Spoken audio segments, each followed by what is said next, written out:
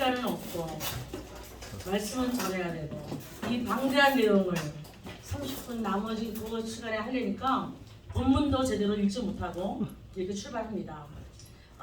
사도행전 강의를 지난주부터 시작했습니다. 5주에 걸쳐서 사도행전 28장을 다 강의하려고 이렇게 하니까 바쁘게 갑니다. 그러니까 여러분들 13장 1절부터 14장 25절 마지막 절까지는 1차 전도 여행의 본문이니까 못 읽으신 분들, 나머지 부분들은 집에 가서 꼭 읽으셔야 돼요. 그리고 2차 전도, 15장이 이제 예루살렘 회의고 16장에서 이제 또 시작하잖아요. 2차 전도 여행 그 부분까지 같이 읽으셔야 돼요. 계속적으로 사도행전을 여러분들이 13장부터 계속적으로 이렇게 읽어 내려가신 가운데 제가 스토리텔링으로 이렇게 중간중간 설교 말씀을 통해서 중요한 부분만 우리가 짚고 넘어갈 거예요. 그렇게만 아셔도 그 사도행전의 구조를 아니까 사도행전 몇 장까지 있죠? 28장. 28장. 그러면 29장은 우리가 누가 씁니다. 쓰는 거예요? 내가 쓰는 거예요. 아멘. 할렐루야. 지금까지 수많은 믿음의 선진들이 사도행전 29장을 써 내려가고 있고 우리도 써 내려가고 있고 앞으로 오는 우리 아이들의 세대도 사도행전 29장을 써 내려갑니다. 언제까지? 주님 오시는 날까지. 할렐루야. 사도행전 29장을 잘 쓰기 위해서 우리가 그 바울서로 어떻게 선교를 간단히 했는지 그걸 깨달아 알아야 되는 거예요. 내가 복음을 하지 말고, 그죠?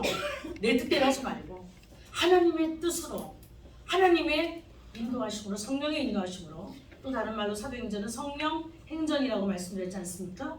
그래서 성령께서 인도하신 대로 사도행전을 써야 돼. 우리가 29장을 내가 하고 싶은 대로 쓰면 안 돼요.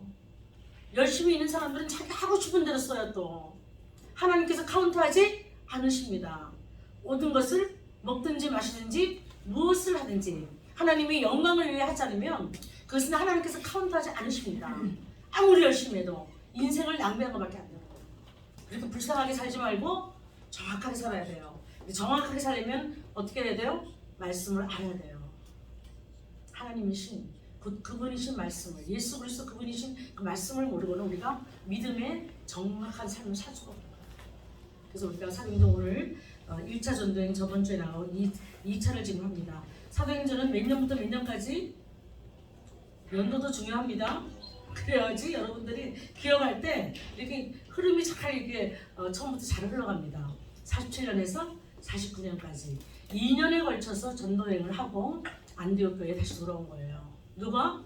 바울과 바나바와 마가는 중간에서 이제 엄마한테 가고 마리아한테 가고 이제 끝까지 돌아온 거는 두 사도와 끝까지 하는데 그 기간이 2년이었다. 2년 동안 지금까지 자동차도 없고 비행기도 없는 시대에 배 타고 육로로 걸어서 그 이스라엘과 그 시리아, 아람이 시리아잖아요. 아람왕 군대장관 나아만이 있었고, 그죠? 그 아람이라는 나라가 지금의 시리아예요.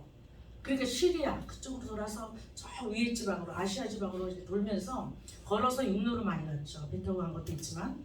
그래서 참 피곤하고 힘들었을 거예요. 육신적으로도. 그러나 주님께 목숨을 바친 그 사도들이 이렇게 전도 여행을 한 것을 우리가 이렇게 보면서 우리에게 또 다른 감동과 도전이 각 사람에게 있었으면 좋겠습니다. 할렐루야. 그래서 오늘 본문을 읽고 오늘에서 이제 저희가 마지막 47년에서 49년까지 1차 전도 여행을 2년에 걸쳐 했다면은 그 1년은 지난주 설교에 끝나고 이제 오늘 이 시간부터는 마지막 1년째 들어가는 코스예요. 그래서 우리가 지금 비시디아 안디옥을 가고 그리고 또 이제 루스드라 성에도 가고 이고니온도 먼저 가고 루스드라 성에서 이렇게 가면서 이제 1차 전도여행을 다시 사도 바울의 전략은 전도했던 것이 아무리 핍박이 있었고 아무리 어렵더라도 다시 뒤로 백해서 다시 한번 들려서 그동안 믿었던 사람들이 잘 예수 그리스도 안에 거하는지 그것을 점검하고 위로하고 인커리시키고 끝까지 인내하고 믿음을 지키라고 권고하면서 쭉쭉쭉 돌아서 이제 다시 안독으로 배부분께 선교 전략이 그렇게 되어 있습니다. 그냥 말씀만 뿌려놓고 그냥 막 내가르쳐놓고 그냥 어떻게 살든지 그냥 상관 안 해. 복음이 안 해요. 복음 전도자들은 항상 점검해야 돼요. 내가 뿌리는 곳에 그 사람이 그 교회가 정말 잘 하고 있는지 그래서 이 서신서, 바울이 쓴 서신서의 13권이 다 어떤 서신이에요? 그 세워놓은 가정교회들이, 조그만 교회들이 문제가 많이 발생되는 거예요. 교회라는 공동체 안에서 함께 생활하면서 각각 개인으로 살았던 사람들이 교회라는 가정 공동체, 조그만 이런 교회죠. 이런 가정집에서 되었으니까. 에베소 교회, 서머나 교회, 교회는 교회지만 다 가정에서 드리던 교회였습니다. 그때는 건물로 큰 교회가 존재하지 않았던 시대예요. 다 가정교회예요. 빌립보 교회도 가정교회예요. 그러니까 교회가 조그맣더라도 상처 입지 마시고 충성하세요. 할렐루야. 하나님은 작은 것을 역사하십니다. 큰 베드로 성당 그런 캐톨릭에서 역사하시는 게 아니에요. 할렐루야. 대형교회에서 역사하시는 분이 아니에요. 물론 역사하시지만 항상 예수 그리스도 이름 안에 모이는 자들 안에서 두세 사람이라도 역사하시는 분이 주님이십니다. 할렐루야. 그래서 이제 쭉 여행했어요. 오늘은 이제 1권부터 시작합니다. 2권에 들어갔어요. 복음을 전하고 항상 갈 때마다 회당에서 복음을 전하죠. 사도 바울은 늘 자기 민족에 대한 그 애타는 마음이 있었어요. 왜 하나님은 자기를 이방인의 사도로 세웠을까? 자기 민족은 지금 예수님도 모르고 자기를 핍박하고 돌로 치려고 달려드는데 하나님 우리 민족은 어떻게 됐습니까? 그런 마음이 들지 않았겠어요? 만약에 제가 이방인의 사도로 하나님께 불림받았어도 우리 한국을 위해서 기도하는 마음이 늘 있죠. 왜 한국이 항상 관심사잖아요. 이곳에 떠나왔어도 한국이 잘 돼야 좋잖아요. 왜냐하면 우리의 뿌리가 그곳입니다. 육신의 뿌리가 한국 땅에서 태어나게 하시고 그곳에 살게 하시고 하나님의 뜻에 의해서 미국으로 옮기셨지만 그 뿌리를 우리는 무시할 수 없거든요. 그래서 기도할 수밖에 없어요. 사도 바울도 꼭 회당에 들려요. 회당이 없는 곳에서는 빌립보 교회 같이 강가에서 그 사람들이 바벨론 강가에서 비파를 걸어놓고 치지도 못하고 울었잖아요. 언제? 에스겔 그 당시 포로로 왔어. 교회도 없었고 회당도 없었고 포로로 끌려와가지고 그들이 모이는 장소는 회당이 아니면 회당이 없으면 강가에서 모여요. 유대인들은 그들이 예배를 드리려고. 근데 그 당시에는 비파를 치지도 못했어요. 그 땅에 이민족들이 하도 많으니까 여러 가지 문제점이 있었겠죠. 그것을 나무에 걸어놓고 치지도 못하고 조용하게 예배를 드렸던 시절이 있었어요. 그래서 그것이 이제 그들의 문화가 돼서 교회가 없는 지역, 회당이 없는 지역에는 강가에서 예배를 드릴 때 사도 바울이 강가를 갔더니 누구를 만났더라? 빌립보 교회를 세우면서 누구를 만났어요? 루디아를 만나죠. 자주장사 루디아. 그래서 빌립보 교회가 루디아 그 아줌마 집에서 더 개척되는 거예요. 다 조그만 집들에서 밥을 먹으면서, 그죠? 할렐루야. 우리가 사도행전을 공부하면 이렇게 여러분들이 그렇게 쭉 스토리텔링으로 하는 것이 재밌습니다. 그래서 오늘 이제 이 일본에서 쫓겨나고 이제 한 가지 우리가 짚고 넘어갈 것은 루스드라 성으로 향합니다. 근데 그쪽에 오늘 본문을 보면 뭐라고 나와 있냐면은 날면서부터 안전뱅이가 있는 거예요. 우리가 사도행전 2장에도 보면 4장에도 보면 베드로와 요한이 성전에 있는 안전뱅이를 일으키는 사건이 나오지 않습니까? 나면서 안전뱅이. 물론 피지컬적으로 물론 안전뱅이를 일으켰지만 우리가 또 이걸 영적으로 해석해 보면 우리는 다 주님을 몰랐을 때 예수 그리스도가 없었던 시대에 우리는 다 영적인 소경이고 영적으로 우리 다 안전뱅이 주저앉아 있는 거예요. 일어나지를 못하는 거예요. 일으켜 줄 수 있는 사람도 없는 거예요. 옆에 벙어리고 말도 못했고 다 그런 자들이었는데 언젠가 하나님께서 우리를 찾아오셨어? 우리가 이제는 흑암에 앉아있던 백성이 이제 빛 가운데로 행할 수 있는 백성으로 삼으신 겁니다. 누구의 이름으로? 예수 그리스도의 이름으로. 할렐루야. 그래서 저와 여러분이 이렇게 예배를 드리는 거예요.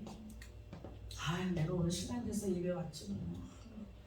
교회 출석하는 것도 내가 개척교회 내가 나와서 그냥 한 면에도 머리 채워줘야지. 혹시나 그런 마음으로 와 있다면 안 오셔도 돼요. 교회는 예수 그리스도의 이름으로 하나님께 택한 자들이 와서 예배드리는 곳이에요. 여러분들이 하나님께서 오늘 성령께서 안 부르셨다면요 오고 싶어도 못 오는 것이 교회입니다. 얼마나 방해가 많은데 사건들이 교회 못 오게 하려고. 처음 믿는 사람 보세요. 교회 못 오게 하려고요 5만 가지 사건을 일으켜요. 수밖에 없는 그런 환경 속에서 못 와요. 예배 올 수 있다는 것은요, 벌써 하나님의 자녀되고 백성되고 여러분이 오늘도 성령께 뽑으셔서 오시는 거예요. 어느 교회든지. 할렐루야. 그런 조건과 작용이 됐다는 것에 감사하시고 예배를 드리셔야 돼요. 하나님 나에게 하나님의 은혜로 이 수많은 사람들 중에서 먼저 예수 그리스도를 택하시고 구원자가 있게 하시고 나에게 주신 그 구원자의 이름으로 감사하면서 예배드릴 수 있도록 허락하여 주시니 감사합니다. 그런 감사가 넘쳐나면서 예배가 여러분들 속에 시작돼야 돼요. 그런 예배를 하나님께서 받으시고 기뻐하시는 것입니다. 그래서 대면 예배가 중요한 거예요. 동영상으로 예배 드리신 분도 있지만 뭐 어쩔 수 없을 때 그렇게 드리지만 어떻게 하든지 나와서 함께 주님 앞에 일주일간의 우리 생활이 정말 소금과 빛의 직분을 감당하려고 애썼습니다. 하나님의 뜻대로는 못 살았지만 온전해야 돼. 그러나 내가 하나님의 자녀로서 내가 사는 모든 삶의 현장에서 하나님의 예수 그리스도의 빛과 소금으로 살기를 내가 원하고 그렇게 애썼습니다. 하나님 저 오늘 왔어요.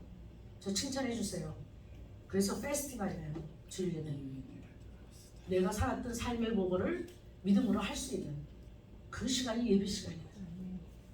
그러니까 일주일간을 잘 생각해야죠. 주님 앞에 보고할 게 하나도 없으면 얼마나 참 예배가 답답하겠습니까. 아이들이 부모한테 칭찬받는 일을 해서 부모가 상 주듯이 우리 상 받아서가 문제가 아니라 내 사랑하시는 아버지 앞에서 내가 그렇게 하나님의 뜻대로 말씀대로 살았던 것을 보고할 때는 정말 기쁨이 넘치잖아요. 기도할 때도 그렇잖아요. 우리가 주님 앞에 선한 일을 있으면 담대하게 요구합니다. 하나님 주셔야 돼요. 제가 주님의 일 하지 않습니까? 제가 뭐 딴 데 쓰려고 달라는 거 아닙니까? 아니지 않습니까? 담대하게 요구합니다. 그러나 이게 미적지근하고 아니면 담대함으로 구하지 못해요. 그러니까 그 믿음의 기도가 안 되는 거예요. 하나님이 들으실 수가 없어요. 주님의 보좌까지 상달이 안 되는 거예요. 그래서 기도 응답이 없는 거예요. 평생을 기도해도 담대함으로 구하려면 내가 하나님의 뜻대로 살아야 돼요. 그래야 담대해지죠. 하나님 앞에 어떻게 속이고 기도합니까? 다 알고 계시는 거예요. 네? 그래서 여러분들의 삶이 중요하다. 안진뱅이가 있는데 그 안진뱅이가 딱 보니까 바울이 딱 보니까 그가 구원받을 만한 믿음이 있는 것을 딱 본 거예요. 지도자들이나 이런 하나님의 사람들은 분별력이 있어야 돼요. 저 사람이 예수를 믿는지 안 믿는지 분별이 돼야 전도를 하죠. 내가 마켓에 이렇게 시험하게 가면요 맨날 나를 전도하는 사람이 있어요. 나 그 사람 많이 봤거든요. 근데 기억을 못해. 속으로 내가 저렇게 분별력이 없어갖고 그냥 안 믿는 사람을 골라서 중점적으로 해야 되잖아요. 전도는 믿는 목사나 전도사나 구별이 안 돼갖고 제가 목사입니다 그랬거든요. 한 번은 하도 저를 자꾸 전도하려고 해서 제가 목사예요. 그러면 기억을 뭐 안 해야 되잖아요. 기억을 해야 되는 그죠? 해야 되죠. 근데 계속 만나서 계속 전도해주면서 예수 믿으세요 이러는 거예요. 그래서 내가 속으로 아유 저렇게 전도할 바에는 안 하는 게 낫지. 시간 들이고 분별력이 없어서. 우리는 하나님의 자녀만 돼도 목회자 아니래도 자녀만 돼도요 하나님의 예수 그리스도의 영이 성령이 우리 안에 계시기 때문에요 그 사람의 얼굴만 봐도 알아요. 대강은 100%는 몰라도 어떨 때 다 알죠. 예수 믿는 사람인지 안 믿는 사람인지 예수 믿어도 또 그지같이 믿는지 잘 믿는지 다 보이잖아 얼굴에. 예수 믿는 사람이 시래기식도 못 먹는 이상 맨날 하고 다니는 사람 있잖아요. 성령 충만하지 않잖아요. 다 보이잖아요. 문제들이. 분별력이 있어야 되는 거예요. 딱 보니까 그 수많은 무리 중에 그 안진뱅이 하나가 구원받은 믿음이 딱 있는 거야. 딱 가서 전도하는 거야. 할렐루야. 그렇게 전도해야 편한 거예요. 분별력이 없이 아무나 찌르면 너무 피곤해요. 시간만 낭비되고 에너지 낭비되고. 하나님의 성령께서 하나님의 일을 할 때는 분별력을 주세요. 하나님의 일을 하는데 하나님의 영으로 충만하지 않고 어떻게 일합니까? 그래서 일어나 걸어라. 예수 그리스도. 할렐루야. 그때 그가 뛰기로 했다는 거예요. 그 소문이 났어요. 그랬더니 어떤 사건이 일어나냐면 말씀을 믿고 지금 이 안진뱅이는 들을 만한 믿음이 있다는 것은 그 믿음은 뭐예요? 믿음의 저자는 믿음의 근본은 하나님의 말씀이잖아요. 그죠? 내가 들음으로 믿음을 가지고 있을 때 그 들음은 어디서 난다고요? 로마서 10장 9절에 말씀에서 믿음이 생기는 거예요. 말씀을 들을 때 믿음이 생기는 거예요. 내가 아무거나 그냥 열심히 봉사하고 뭐 열심히 예배 참석하고 믿음이 생기는 건 아닙니다. 하나님의 말씀을 들을 때에 믿음이 생기는 거예요.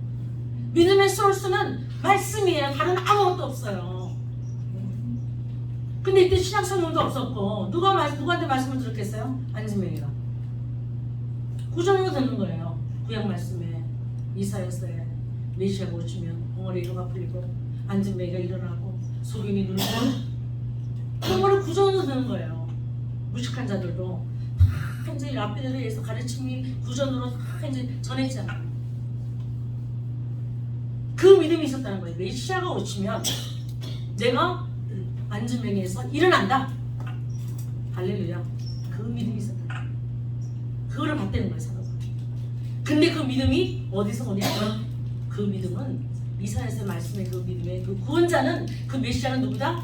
예수 그리스도시다. 그러니까 딱 일어나는 거야. 할렐루야. 예수 그리스도. 그 말씀이 구약의 말씀이 암송으로 했든지 이 사람이 어떤 식으로 간직하고 있든지 그 말씀에 지식이 있으니까 그 말씀을 가지고 있으니까 믿음의 근본이 있는 거예요. 그 믿음을 사도 바울이 건드린 거예요. 할렐루야. 그래서 기적의 역사가 일어난 거예요. 그런데 여기 지금 뒤에 나오는 우상 숭배한 자들이 나옵니다. 이 기적을 보고 너무 신기한 거죠. 또 우상 믿는 자들. 그래갖고 자기네들이 뭐 신을 여기는 소도 끌고 소를 끌고 꽃다발을 가지고 와가지고 막 바울과 바나바의 막 목에 걸어주고 난리 나는 거예요. 왜? 희한한 기적을 일으키는 스승들이 왔네. 우리보다 어떤 신을 믿길래 이렇게 기적을 행하는가. 그래서 목걸이에 걸어주고 뭐라 그래요? 그들이 바울이 이제 바나바가 나이가 많으니까 스스가 뭐냐면 제가 이렇게 말하면서 그렇지 중국말이 아니에요. 그거는 뭐냐면 제우스 신이다. 당신 신 중에 제일 높은 신이 제우스잖아요. 그죠? 근데 그리스 신화이라는 거고 로마 신화에서는 이 제우스를 줄피터라고 해요. 다들 많이 아시는 신이잖아요. 그러니까 그 사람은 제일 주신이에요. 중요한 신. 높은 신이니까 바나바가 나이가 많으니까 그 사람한테는 스스라고. 이 사람도 바울은 좀 나이가 어렸잖아요 그때. 그러니까 바울에게는 허메라는 것은 뭐냐면 그리스 신화에 나오는 그리스 신화에 뭐가 나오죠, 목사님? 그 신의 이름이 허메. 네. 근데 그게 로마 신화에는 머큐리예요. 머큐리 차 있죠? 머큐리 차. 그건 지혜라는 말이에요.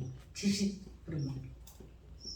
그래가지고 막 꽃다발을 걸어주고 막 그 앞에서 막 그냥 제사 지내려고 하니까 기가 막힌 일이죠. 예수님의 복음을 전하다가 우리가 그렇게 영광을 받을 때가 있다는 거예요. 그때 정말 조심해야 되는 거예요. 우리가 너무 당신들하고 똑같은 성정이다. 이것을 행하시는 분은 하나님이시다. 하나님의 아들 예수 그리스도이시다. 그리고 막 물리치잖아요. 그럴 때 물리쳐야 돼요. 은사 많이 받은 자들이 영광을 받아버리니까 하나님의 사역이 못 되는 것이 너무나 많은 거예요.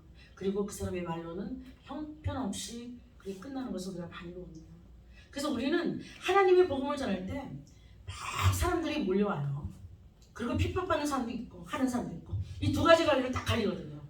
그렇죠? 지금 막 우상 믿는 사람들이 막 너무 신기해가지고 막 자기네 신들을 데리고 막 꽃다발을 가지고 막 그냥 칭송하는 거예요.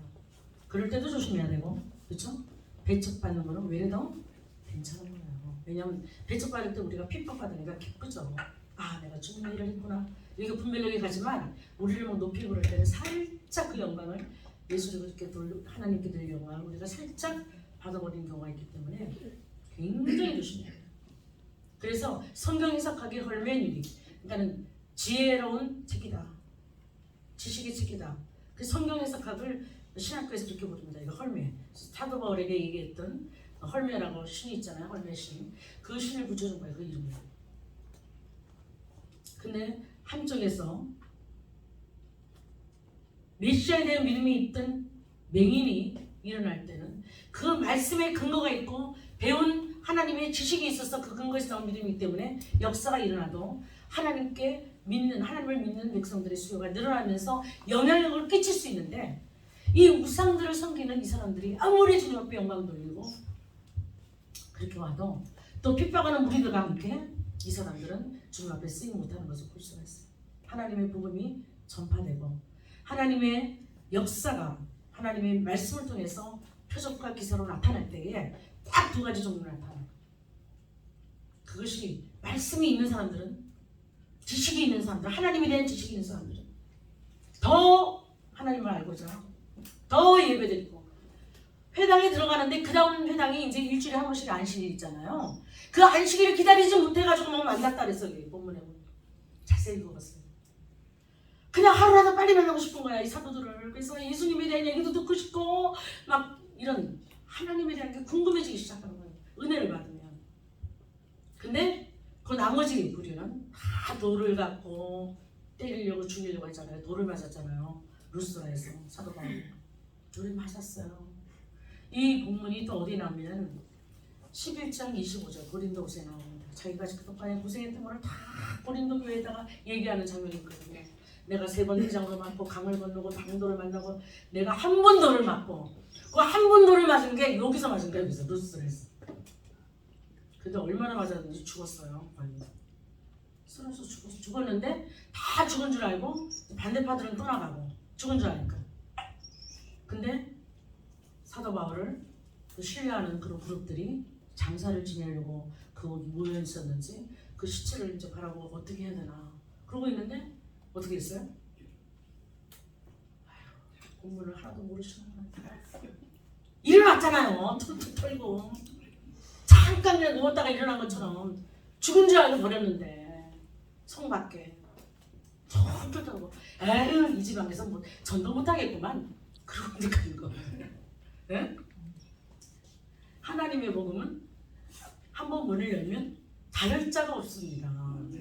아무리 핍박과 고난과 우리가 보기에 사방이 막힌 것 같은 이런 팬데믹 가운데 교회 예배를 드리지 못하게 하고 계속적으로 핍박이 온다 하더라도 하나님의 교회는, 하나님의 말씀은 절대로 방해받지 않습니다. 물론 행정적으로 제재를 받긴 하겠지만 그러나 그 본질은 절대 제재받을 수가 없어요. 왜? 하나님의 말씀이기 때문에. 아무도 건드릴 수 없는, 아무도 방해할 수 없는 이 천지 만물을 지으시고 지금 이 천지 만물을 통치하시는 하나님의 말씀이기 때문에 절대로 예배가 방해받지 못합니다. 혼자 예배를 드려도 이제 세월이 그렇게 악하게 돼서 혼자 예배 드릴 때도 있을 거예요. 집에서. 우리도 잠시 그랬잖아요. 집에서 예배 드렸잖아요. 그런다 할지라도 하나님께 은혜 받은 자는 어디서 무엇을 하든지 하나님에 대한 신앙을 잊어버리지 않게 하십니다. 할렐루야. 왜? 하나님께서 열면 닫을 자가 없으십니다. 누가 닫아야 돼요? 하나님만 닫아요. 하나님의 때가 되면. 아멘. 그러니까 팬덤의 할아버지가 와도 우리는 관계 없습니다. 관계 나이 드세요. 일본 말은 다 그런 거 하나밖에 몰라. 관계 없습니다. 우리는. 그런 믿음을 가지고 사시는 여러분 되시기를 원합니다. 그래서 우리가 이제 이걸 보면서 제가 이제 스터디를 하잖아요. 이제 계속 재밌게 풀어나갈 거예요. 2차, 3차, 4차, 4차도 있습니다. 그러니까 4차와 로마 지역까지 가는 거를 우리가 한데 뭉쳐서 4차는 로마 지역에 가서 4차가 같이 겹치면서 이제 있습니다. 그렇게 하면서 우리가 루스드라 성에서의 그런 엄청난 죽음의 고난을 또 겪고도 또 그 지방으로 다녀가면서 거꾸로 또 그 사람 믿던 사람들을 격려하고 위로하고 힘을 주고 이랬던 그 사도 바울의 선교 사역을 보면서 2년여에 걸쳐서 1차 전도행이 오늘로 끝납니다. 그리고 15장은 뭐라고요? 갔다 왔더니 너무 말이 많아요. 오늘 15장까지 해드릴게요. 16장부터 제2차니까 너무 말이 많은 거예요. 왜냐하면 예루살렘 교회에서 스데반이 그 핍박으로, 스데반이 죽음으로 핍박받은 모든 백성들이 다 디아스포라 흩어졌거든요. 그래서 이렇게 시리아도 가고, 그죠? 이게 안디옥이 시리아예요. 아람이라는 그 도시가 이제 그 나라가 이제 시리아입니다. 지금의 시리아. 여기도 가고 막 이쪽에 그 소아시아 쪽으로 가고 막 그랬다는 거예요. 지금 고르섬에도 있고. 이 지역에 다 흩어졌어요. 그래서 하나님께서 예루살렘 교회가 하나님의 지상 명령을 행하지 않으니, 지상 명령이 뭐예요? 사도행전 28장 19절 20절 너희는 모든 족속으로 제자를 삼아 아버지와 아들과 성령의 이름으로 세례를 주고 그들을 가르치고, 그죠? 그런 지상 명령은 다 주셨거든. 누구에게나, 어느 교회나 어느 성도들에게나. 그래서 우리가 선교하는 거 아닙니까? 그거는 사명이에요. 누구에나. 저는 사명자가 아니에요. No! 예수 믿으면 바로 사명자가 되는 거예요. 할렐루야. 근데 그걸 안 지켰잖아요. 예루살렘 교회가. 자기는 유대인 히브리파만 막 위하고, 그죠? 자기 족속들만, 유대인들만 해가지고 예루살렘 교회가 똘똘 뭉치니까 예수님께서 핍박을 통해서 다 흩으세요. 흩으시는 것도 하나님의 은혜예요. 그래서 아멘. 흩으면은 흩은 대로 가세요. 그냥. 그것도 하나님의 뜻인 거예요. 흩으셨습니다. 그래서 이렇게 다 있는 거잖아요. 곳곳에. 거기만 간 게 아니라 이집트도 가고, 그죠? 우리가 구레네 시몬도 보듯이 어디에 있어요? 그 사람은 리비아, 북아프리카까지 갔어요. 그 사람은 이때 간 게 아니라 바벨론 포로 때 몇백 년 전에 다 주님께서 흩으십니다. 교회가 교회답게 선교 안 하면요, 하나님께서 교회를 더 이상 축복하지 않으십니다. 모이기는 모이는데 기름 부음이 없어요. 그냥 자기네들끼리 모이는 거죠. 그래서 많이 모인다고 그게 하나님이 원하시는 교회인가? 그것도 우리가 점검을 해봐야 돼요. 정말 하나님의 뜻대로 이 사도 바울과 이 지금 바나바 같이, 바나바는 담임 목사였고 사도 바울은 교육전도사였는데 담임 목사가 하잖아요. 선교지로. 이 초대교회, 안디옥교회 선교가.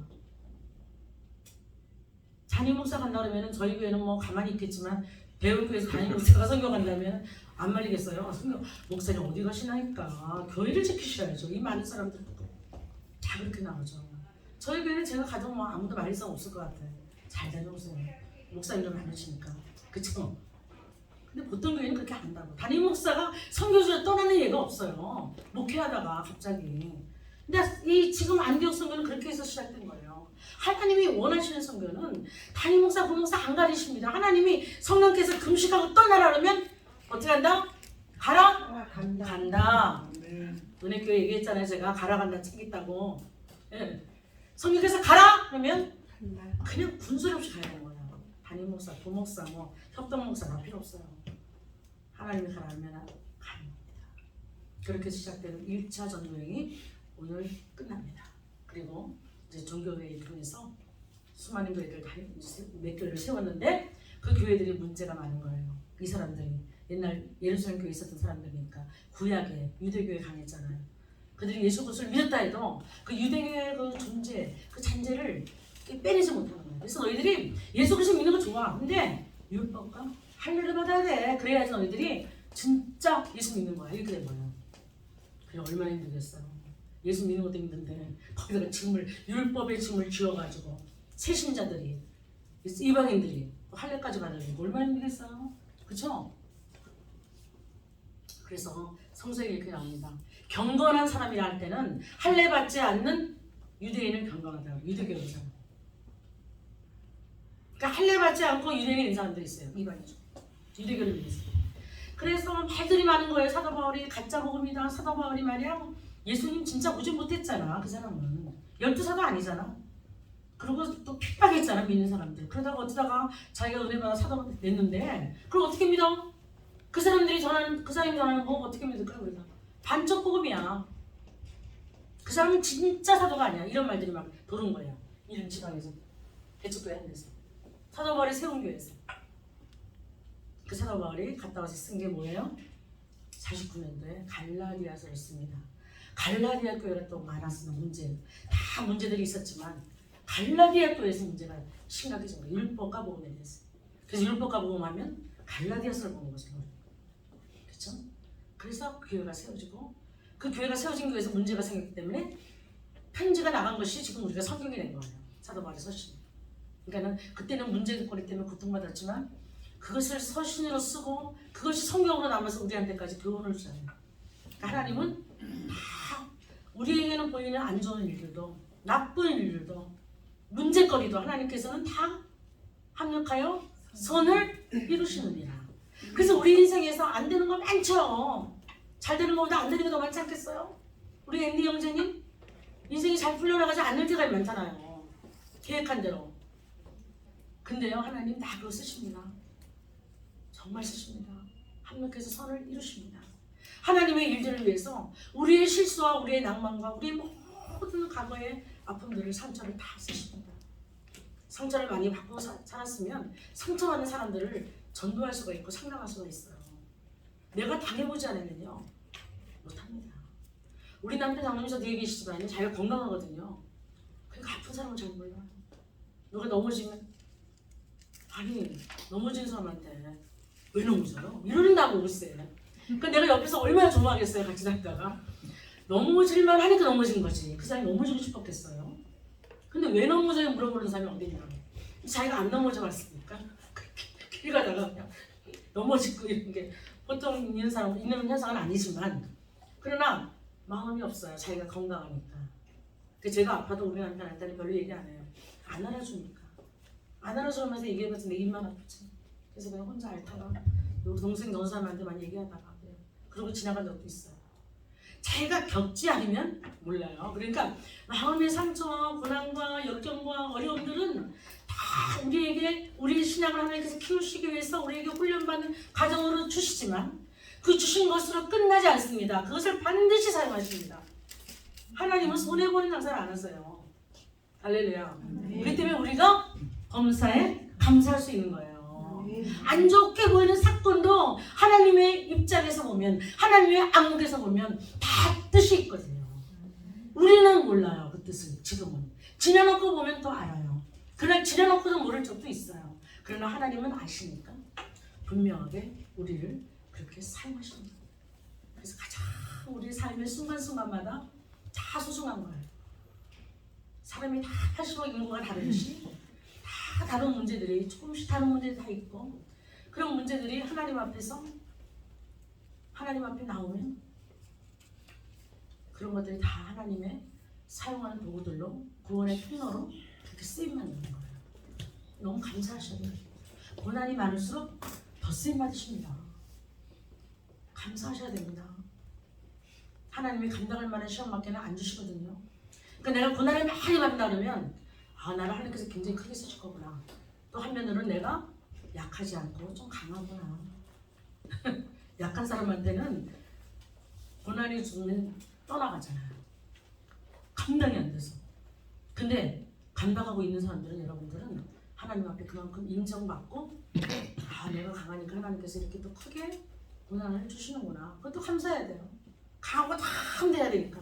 그걸 쓰시거든요. 그 기준을.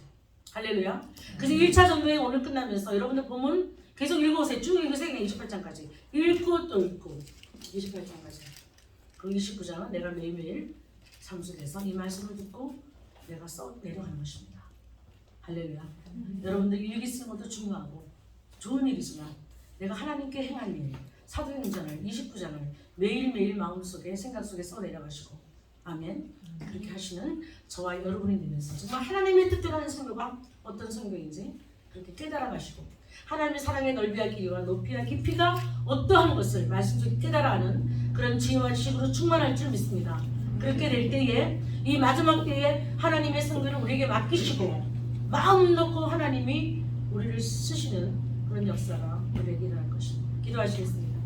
참으로 좋으신 아버지 하나님, 오늘 말씀을 통해서 다시 한번 사도 바울의 1차 전도회를 오늘 마치면서 간단하지만 그러나 핵심을 저희들이 말씀을 공부하고 그 구절을 공부하면서 어떻게 선교를 감당해야 되는지 그 선교 전략과 그 선교에 하나님께 쓰시는 그런 모든 조건들을 깨달아 알게 하심을 감사드립니다.